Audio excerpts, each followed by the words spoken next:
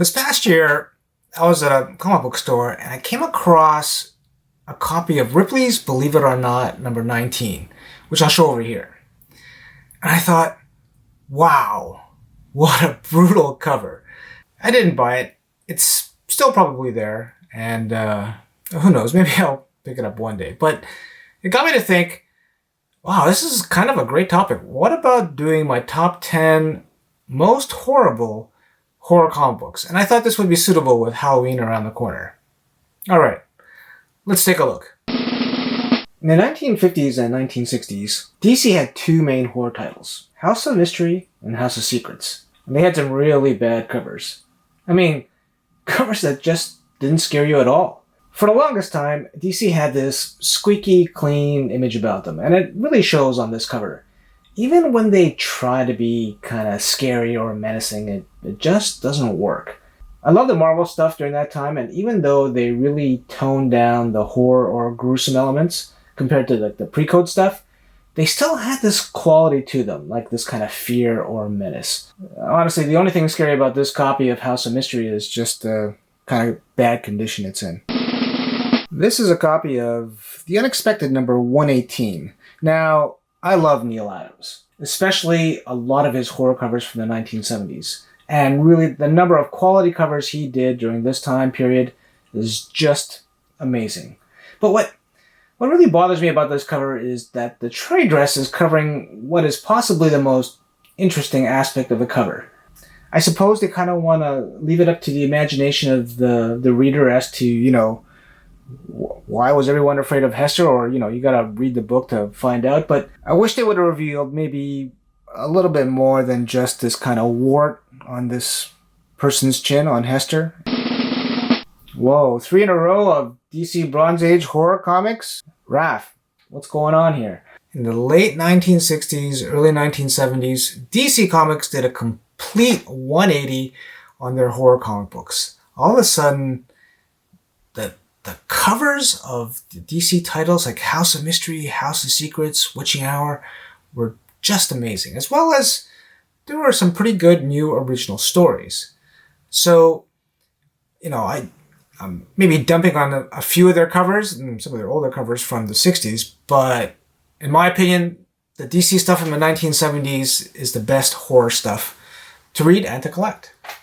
It's just that, this one, it's the first issue of Ghost Castle, and typically for first issues, publishers will kind of, put the extra effort into making something more special. But in this case, you just kind of have this animated toadstool about to attack this guy, growing mushrooms in the basement. I mean, the title of this comic book is Ghost Castle, and nothing really here would suggest anything about it being kind of a ghost castle. So this poor mustache dude, I understand that, mushrooms can be scary for some people when they're on their pizza, but this one just kind of underwhelms. There's strictly nothing really terrible about this cover. It's just that with a title like Ghost Castle, I just feel like the artwork or the cover should better reflect what the title is, not growing mushrooms in the basement. Charlton is pretty notorious for producing cheaply made comic books, and, there are certainly times you can really tell. Everything from the quality of the paper to how they're printed. I don't like dumping on Charlton because they deserve more love than they get, but some of these early Charlton horror books from the late 1960s to the 1970s were just bad. I thought this was a curious cover because here you have this kind of wafy witch-like figure and what appears to be some kind of evil biker gang in the background. So I guess she's supposed to be this kind of heroic figure because you have this other kind of women in these white leotards and green dress about to be accosted by this gang, and I guess she's gonna come here to save them. Anyways, the cover is done by Sanho Kim, who did a lot of covers for this series, and he might be the first Korean to ever work in American comic books. But Ghost Manor number 10, just not that scary. There's something to be said about bad horror comic books. It's kind of like bad horror movies, It's really hard to make a good horror comic book because, there's only so many ideas you can think of before you start to run out. It's hard to be original, and, I feel for these artists and writers. who were writing and producing these comic books during times where horror comics were popular, because there's only so many vampire, werewolf, zombie tales that you can tell or spin it differently. And you can tell with some of these examples that, maybe the writers or the idea makers producing these comic books were just kind of running out of ideas. Here's a copy of Black Magic, dated December 1958. You don't want to mess with weather, and I don't want to make light of how truly devastating bad weather can be for our neighbors down south, especially during hurricane season, but this cover of Black Magic is just bad. Here we have an animated cloud with arms and hands of lightning about to grab a house. Black Magic is actually a long-lasting horror title with some interesting issues, but you want to know what else is horrifying about this series? It's just how they numbered the issues. I mean, if somebody can explain to me in the comments why prize publications would, often do this volume 6, issue 7 nonsense for their series, I don't understand it. There must be a logical reason why. There is nothing scarier than opening your closet and then getting attacked by your clothing. Just look at this guy's face. This is Journey into Unknown Worlds number 29. And what's interesting about this issue is that it's actually pre-code horror. Pre-code horror was a time where, a lot of publishers were really pushing the envelope and making very gruesome, violent, and scary covers. And if you were to look at some earlier issues of Journey into Unknown Worlds, you would definitely see this. But I guess because this issue, published in 1954, was, kind of towards at the end where publishers, really had to, stop making these violent and excessively gory covers. So they started to tone things down. So yeah, here you got an example of, this guy who wanted to take his, favorite blue jacket, and his jealous red jacket is, wants to get his revenge. I really do like 1950s Atlas title. There's just this kind of quality to them that is unmistakable. They are, pre-code horror is a very collectible, very expensive area of the hobby. But when I do find, even like these beat up copies for a reasonable price, I'll try to pick them up just because they are a lot of fun. There's a hilarious and wonderful Instagram account that I follow called Old Horror Comics. And I'll leave a link to the account in the description below. And what this fellow does is he takes panels of old horror comic books and he adds like really funny commentary to these panels, and they're really worth following. Now, I also have a Instagram account, but I found that the amount of time that I have to spend with YouTube is already a lot, and I've posted some covers in the past, but I just don't know if I'm gonna keep on posting like images and covers regularly on Instagram. But that being said, I do follow some Instagram accounts, and I do want to shout out one person who's a viewer of this channel, I believe. His name is Mike from Cream City Comics. And, if you like horror covers, this is the time of year to kind of like follow these collectors on Instagram because they post some amazing stuff. And Mike posted this copy of Creepy Things #1, a Charlton comic book that has this wonderful painted cover by Tom Sutton. It's ridiculous, and that kind of stuff I love. So there's certainly a lot of really cool covers being put out on Instagram these days. Check them out. This is a copy of Fear #5. Now, I actually love this series specifically for the trade dress. I think it has one of the best horror trade dresses in the 1970s. But I understand, like, gorillas apparently, like, sell comic books. This one's actually kind of like a funny one. The weird thing is, like, Fear and a lot of other Marvel 70s titles at that time were reprinting a lot of their kind of horror and monster stories from the 50s and 60s. And there are a bazillion quality covers they could have chosen at that time, and they just chose this Gorilla Man one. I think it's kind of funny because you also have this kind of, like, horror trope where, in the old horror movies, when you have this kind of mad scientist, drink some kind of potion, and then he goes under the table and then he puts on his mask of the changed whatever creature he becomes. They do that with this cover. So here you have this guy who drinks this potion and then, falls underneath the table, and then he comes back up and he's this, the Gorilla Man. Yeah. This is a copy of Midnight Tales #1. I want to point out something special about this. You'll notice in the bottom left corner over here, it's actually noted that it's created by Wayne Howard. And this was very uncommon for comic book publishers at that time to let creators sign the covers like this. And even in this particular issue, there is a one-page interview with Mr. Wayne Howard, and he also shares actually a ghostly tale of his own. Okay, but back to this cover. I mean, it's too bad that they covered what is hiding underneath that rag, because I think, honestly, what would truly be horrific is if they had kind of attached a head and had this kind of four-legged head creature. That would actually be truly horrifying. So poor Dr. Frankenstein was probably rolling in his grave when, they discovered this creation of his, this four legs. I actually think this cover is more funny than horrific. But to be fair, you know what? There are other issues of Midnight Tales that have pretty good covers, and also done by Wayne Howard, that are worth seeking out. The only other unfortunate thing about this is that there is no story about this four-legged monstrosity inside this issue. But yeah, other details of this I think that are pretty cool are these kind of little brain things in the bottom left corner here. But Midnight Tales #1. A Charlton horror comic book. ACG, or American Comics Group, is responsible for this very short-lived horror series called Gasp. Now, this cover uses a familiar horror trope of using a reflection or see-through glass to expose the true nature of a being. And there are, a lot of excellent examples of this in comic book history. One of the most famous being Chamber of Chills #19, which I'll show over here. This one just seems to lack any sense of menace or terror.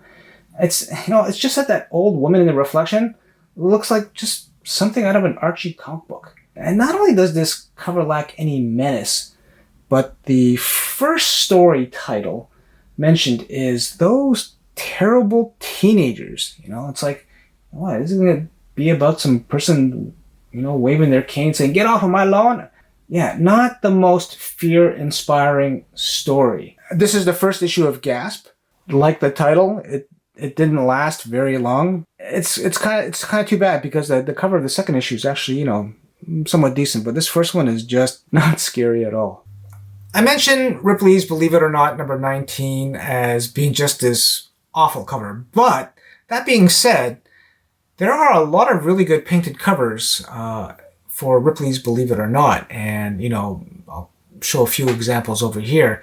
And there's something to be said about painted covers in general. I think they're really kind of like an underappreciated area of the hobby, and I do plan on making a video in the future about painted covers, and a special kind of painted cover as well too, called wash tone or gray tone covers. But I'm planning that for an episode in the future. Be on the lookout for that one. So this is one of those rare painted covers that is so bad that it's good. I mean, who doesn't like a good horror cat story? I was thinking this one might be in the same vein as Edgar Allan Poe's classic story, The Black Cat. And, look at all those disembodied cat heads, and those cat eyes about to kind of torment this poor fellow with this outstanding red shirt. But the true horror of this comic book, beyond this just amazing cover, is that there's actually no cat story in this comic book. Like, what a catastrophe. At this point in time, like Goki was struggling. The Twilight Zone would only survive a few more issues after this one, and the editorial staff just missed the boat on this issue, as the featured cat story would appear in the next issue of the Twilight Zone. I was pretty upset when I didn't get my cat story in this issue when I leafed through it, but yeah, with a cover like that, you're really hoping that the issue will deliver, and just in this issue, there is no cat story. A viewer reached out to me recently and sent me this really nice email, and as a token of appreciation, wanted to send me a few comic books. And I have plenty of comic books, but I still, who doesn't like receiving comic books in the mail? Like, it's like Christmas. Frank who sent me this package. Thank you very much. And I'll show you what he sent me. He really kind of knows what I like, so it was really nice to receive this in the mail. This is my first unboxing video. Many thanks to Frank. I was almost kind of reluctant to actually say yes, but there's something about receiving mail, especially comic books through the mail, that's almost like Christmas, so I couldn't say no. So I'm going to try to be a little careful opening this guy up. These Gemini mailers.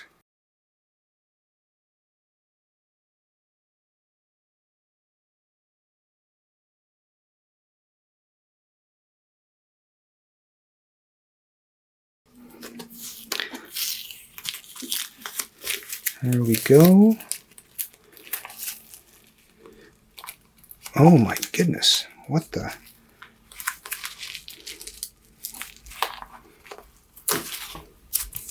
Oh wow, these are awesome. Oh wow. From Harrison Comics and Collectibles. Amazing, amazing. I love this kind of stuff. Oh, Strange Adventures.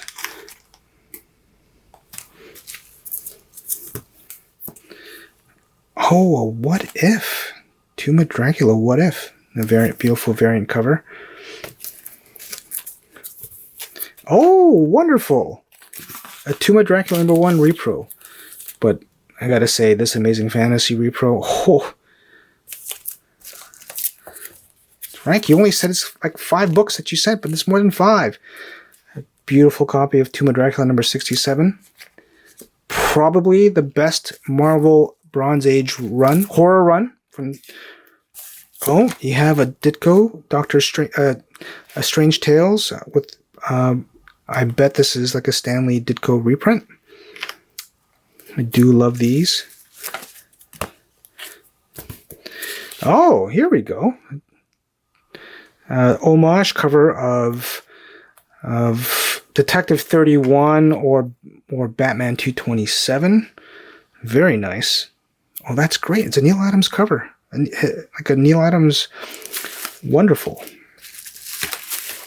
Wow. These hit a lot of my favorite.